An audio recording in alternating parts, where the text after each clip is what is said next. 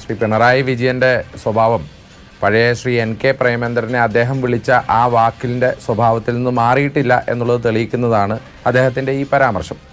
ഇത് എന്തുകൊണ്ടാണ് ശ്രീ രാഹുൽ ഗാന്ധി ഇങ്ങനെ ഒരു പരാമർശം നടത്തിയത് എന്നുള്ളത് ഈ രാജ്യത്തെ എല്ലാവർക്കും മനസ്സിലായിട്ടുണ്ട്. കാരണം എന്താ, ശ്രീ പിണറായി വിജയനെക്കുറിച്ച് ഇപ്പോൾ രാഹുൽ ഗാന്ധി ഭാരത് ജോഡോ യാത്രയുമായി കന്യാകുമാരിയിൽ നിന്ന് പര്യടനം ആരംഭിച്ചപ്പോൾ ആദ്യം BJP വിമർശിക്കുന്നതിന് മുമ്പ് വിമർശനം ഉന്നയിച്ച പാർട്ടിയുടെ പേര് CPM എന്നാണ്. അതിൻ്റെ കാരണം പിണറായി വിജയൻ എന്നാണ്. ഭാരത് ജോഡോ യാത്രയുടെ സമാപന ദിവസം ഈ രാജ്യത്തെ BJP ഇതര പ്രതിപക്ഷ കക്ഷികളെയെല്ലാം കൂട്ടിച്ചേർത്ത് ഒരു വലിയ സമ്മേളനം നടത്താൻ തീരുമാനിച്ചപ്പോൾ അതിനകത്തേട്ട് പ്രതിനിധികളെ അയക്കേണ്ട എന്ന് തീരുമാനിച്ചത് CPM ആണ്. അതിൻ്റെ കാരണം പിണറായി വിജയൻ്റെ സമ്മർദ്ദമായിരുന്നു. ഇവിടെ ഈ രാജ്യത്ത് BJP ഇതര പ്രതിപക്ഷ കക്ഷികളുടെ വലിയൊരു മുന്നണിയായി ഇന്ത്യ മുന്നണി രൂപീകരിച്ചപ്പോൾ അതിനൊരു കോർഡിനേഷൻ കമ്മിറ്റി ഉണ്ടാക്കിയപ്പോൾ ആ കോർഡിനേഷൻ കമ്മിറ്റിയിലേക്ക് പ്രതിനിധികളെ അയക്കേണ്ട എന്ന് CPM തീരുമാനിച്ചതിൻ്റെ പിന്നിലുണ്ടായിരുന്നത് പിണറായി വിജയൻ്റെ സമ്മർദ്ദമായിരുന്നു എന്നുള്ളത് നമുക്ക് വളരെ വ്യക്തമായിട്ടറിയാം. അതും മാത്രമല്ല, ഈ രാജ്യത്തിൻ്റെ അന്വേഷണ ഏജൻസികൾ ശ്രീ രാഹുൽ ഗാന്ധിയെ വേട്ടയാടുന്നു. അരവിന്ദ് കെജ്രിവാൾ ജയിലിലാണ്, അതുപോലെ തന്നെ ഹേമന്ത് സോറൻ ജയിലിലാണ്. പക്ഷേ ഈ രാജ്യത്ത് ഒരേ ഒരു BJP ഇതര മുഖ്യമന്ത്രിക്ക് സംഘപരിവാറിൻ്റെ പ്രിവിലേജുകൾ കിട്ടുന്നുണ്ടെങ്കിൽ ഒരു ചോദ്യം ചെയ്യൽ പോലും, അതായത് സ്വന്തം പ്രിൻസിപ്പൽ സെക്രട്ടറി 106 ദിവസം ജയിലിൽ കിടന്നിട്ടും ഒട്ടേറെ ആരോപണങ്ങൾ നേരിട്ടിട്ടും കേന്ദ്ര അന്വേഷണ ഏജൻസിയുടെ ഒരു ചോദ്യം ചെയ്യലിന് പോലും വിധേയതാക്കപ്പെട്ട ഒരു നേതാവ് ഇന്ത്യയിൽ BJP ഇതരമായിട്ടുണ്ടെങ്കിൽ അത് മുഖ്യമന്ത്രി പിണറായി. ഹേമന്ത് സോറൻ എന്തുകൊണ്ട് ജയിലിലായി? ഹേമന്ത് സോറൻ ജയിലിലായത് BJPയെ നിശിതമായി വിമർശിച്ചു എന്നുള്ളതിൻ്റെ പേരിലാണ്. അരവിന്ദ് കെജ്രിവാൾ എന്തുകൊണ്ട് ജയിലിലായി? BJPക്കെതിരെ പോരാട്ടം നടത്തിയതിൻ്റെ പേരിലാണ്. രാഹുൽ ഗാന്ധിയെ എന്തുകൊണ്ട് ഇവർ വേട്ടയാടുന്നു? സ്ഥിരമായി രാഹുൽ ഗാന്ധി മോദി താങ്കൾ കള്ളനാണ് എന്നും അതുമാത്രമല്ല മോദി താങ്കൾ വർഗീയവാദിയാണ് എന്നും ഈ രാജ്യത്തിന് മുന്നിൽ വിളിച്ചു പറഞ്ഞുകൊണ്ടാണ്. ഇപ്പോൾ മാധു, താങ്കൾ നിങ്ങളുടെ ഒരു ചോദ്യത്തിൽ തന്നെയുണ്ട്, തേക്കുംകാട് മൈതാനി വന്നിട്ട് പിണറായി വിജയൻ മാത്രമല്ല പിണറായി വിജയൻ്റെ കുടുംബത്തെ അടക്കം ആരോപണത്തിൻ്റെ മുൾമുനയിൽ നിർത്തി അധിക്ഷേപിച്ചിട്ട് ഈ മോദിക്കെതിരെ ഒരു വാക്കുകൊണ്ട് പോലും ഒരു വിമർശനം ഉന്നയിക്കാൻ ഈ കേരളത്തിന്റെ മുഖ്യമന്ത്രിക്ക് പറ്റിയോ? ഈ കേരളത്തിൽ ഇത്രയും കേസുകളുണ്ടായി.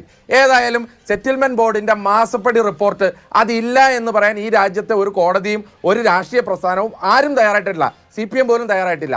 ഈ മുഖ്യമന്ത്രിക്കെതിരെ ഒരു ചോദ്യം ചെയ്യാൻ ഈ കേന്ദ്ര അന്വേഷണ ഏജൻസികൾ വന്നിട്ടുണ്ടോ? ഒന്ന്. ഇനി രണ്ട്, സ്വന്തം പ്രിൻസിപ്പൽ സെക്രട്ടറി 106 ദിവസം, അല്ല ഞാൻ പൂർത്തീകരിക്കട്ടെ, 106 ദിവസം ജയിലിൽ കിടന്നിട്ട് ഈ പ്രിൻസിപ്പൽ സെക്രട്ടറിയെ നിയന്ത്രിച്ചു കൊണ്ടിരുന്ന മുഖ്യമന്ത്രി പിണറായി വിജയൻ, ആ പിണറായി വിജയനെ ചോദ്യം ചെയ്യാൻ കേന്ദ്ര അന്വേഷണ ഏജൻസികൾ വന്നിട്ടുണ്ടോ? അതും പോരാഞ്ഞിട്ട് ഈ നരേന്ദ്രമോദി ദിനം പ്രതി കേരളത്തിൽ വന്ന് മുഖ്യമന്ത്രിയെയും മകളെയും മരുമകനെയും കുടുംബത്തെയും ഇത്രയേറെ അധിക്ഷേപിച്ചിട്ട് ഇപ്പോഴും BJPയുടെ വായിൽ നിന്ന് രാഹുൽ ഗാന്ധിക്കെതിരെ വരുന്ന പരിഹാസ വാക്ക് പറയാൻ ഇപ്പോഴും ധൈര്യം കാണിക്കുന്ന മുഖ്യമന്ത്രി എന്തുകൊണ്ട് നരേന്ദ്രമോദിയെയും അമിത്ഷായെയും വിമർശിക്കാൻ തയ്യാറാകുന്നില്ല?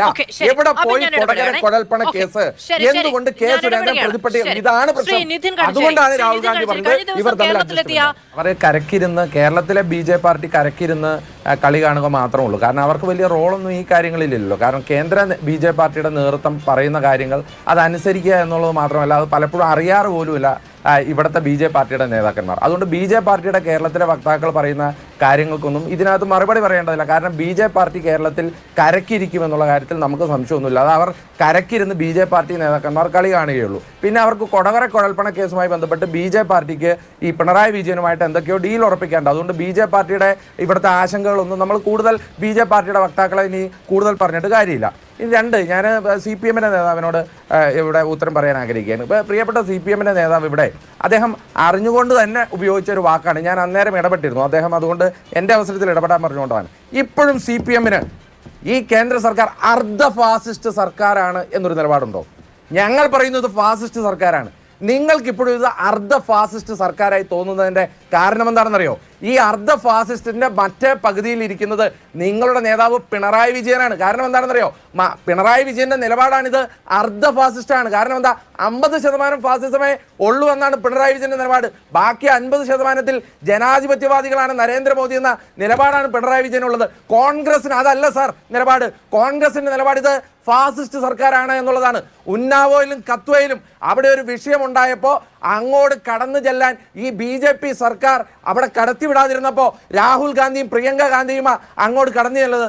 കർഷക നിയമങ്ങൾ കാട്ടാള നിയമങ്ങൾ ഉണ്ടാക്കിയപ്പോൾ അതിൽ ട്രാക്ടറിൽ കയറി അതിനെതിരെ സമരം തുടങ്ങി. പഞ്ചാബിൽ നിന്ന് ആ സമരം ആരംഭിച്ചത് രാഹുൽ ഗാന്ധിയുടെ നേതൃത്വത്തിലാണ്. അതുമാത്രമല്ല, പൗരത്വ വിഷയവുമായി ബന്ധപ്പെട്ട് പാർലമെന്റിന്റെ അകത്തും പുറത്തും സമരങ്ങൾ സംഘടിപ്പിച്ചപ്പോൾ അതിന് നേതൃത്വം കൊടുത്ത നേതാവിന്റെ പേര് രാഹുൽ ഗാന്ധി എന്ന. അതുമാത്രമല്ല, ഈ നരേന്ദ്രമോദിയെ നാഴികയ്ക്ക് 40 വട്ടം അദ്ദേഹത്തിന്റെ പ്രവൃത്തിയുടെ പേരിൽ നിങ്ങൾ കള്ളനാണ്, നിങ്ങൾ വർഗീയവാദിയാണ്, മണിപ്പൂർ വിഷയമുണ്ടായപ്പോൾ മണിപ്പൂരിൽ ചെന്ന് അവിടെ നിന്നുകൊണ്ട് നരേന്ദ്രമോദി താങ്കൾ വർഗീയവാദിയാണ് എന്ന് ഈ രാജ്യത്തോട് വിളിച്ചു പറഞ്ഞത് രാഹുൽ ഗാന്ധിയാണ്. അതും മാത്രമല്ല, ഭാരത് ജോഡോ യാത്ര അതേ മണിപ്പൂരിൽ നിന്ന് ആരംഭിക്കണമെന്ന് പറഞ്ഞത് രാഹുൽ ഗാന്ധിയാണ്. അപ്പോൾ ആ രാഹുൽ ഗാന്ധിയുടെ കോൺഗ്രസ് ഇല്ലാതെ നിങ്ങൾ ഏത് ഫാസിസത്തിനെതിരെ പോരാടുമെന്നാണ് പറയുന്നത്? ബി.ജെ.പിയുടെ അല്ലെങ്കിൽ സംഘപരിവാറിൻ്റെ എ ടീം എന്ന് പറഞ്ഞാൽ കേരളത്തിലെ CPM ആണ്, ബി ടീമാണ് സത്യത്തിൽ കേരളത്തിലെ BJP ഘടകം. അത് വളരെ കൃത്യമായിട്ട് പിണറായി വിജയൻ്റെ CPM എന്ന് പറഞ്ഞാൽ സംഘപരിവാറിൻ്റെ ഏജന്റുമാരും സംഘപരിവാറിൻ്റെ പൊളിറ്റിക്സ് ഫോളോ ചെയ്യുന്നവരുമാണ് എന്നുള്ളത് വളരെ കൃത്യമായിട്ട് അറിയാം. അല്ലെങ്കിൽ സംഘപരിവാറും BJPയും ഏറ്റവും കൂടുതൽ കാലം രാഹുൽ ഗാന്ധിയെ അപഹസിക്കാൻ വിളിച്ച വാക്ക് കേരളത്തിലെ മുഖ്യമന്ത്രി അല്ലെങ്കിൽ ഈ രാജ്യത്തെ ഏക BJP ഇതര മുഖ്യമന്ത്രി വിളിക്കണമെന്നുണ്ടെങ്കിൽ അദ്ദേഹത്തിൻ്റെ സംഘപരിവാർ ബോധം മാത്രമാണെന്നും അല്ലെങ്കിൽ അദ്ദേഹത്തിനെ സംഘപരിവാർ എത്രമാത്രം കീഴ്പ്പെടുത്തി വെച്ചിരിക്കുകയാണ് എന്നുള്ളതും കേരളത്തിൻ്റെ സമൂഹത്തിന് അറിയാം. പിന്നെ ഇപ്പോൾ ഇദ്ദേഹം മുസ്ലിം ലീഗിൻ്റെ കാര്യം പറഞ്ഞു. പ്രിയപ്പെട്ട ശ്രീ നിതിൻ കണിച്ചേരി അടക്കം മനസ്സിലാക്കേണ്ടത് ഇന്ത്യ മുന്നണി എന്ന് പറഞ്ഞാൽ വിഭിന്ന പാർട്ടികളുടെ ഒരു കൂട്ടായ്മയാണ്.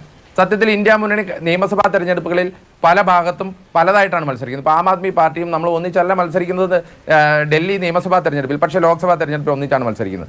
അതുകൊണ്ട് തന്നെ ഇന്ത്യ മുന്നണിയുടെ യോഗം നടക്കുന്ന സ്ഥലങ്ങളിലും അല്ലെങ്കിൽ സമ്മേളനം നടക്കുന്ന സ്ഥലങ്ങളിലും കൊടി ഉപയോഗിക്കേണ്ട എന്നുള്ളത് ഇന്ത്യ മുന്നണിയുടെ ഒരു തീരുമാനമാണ്.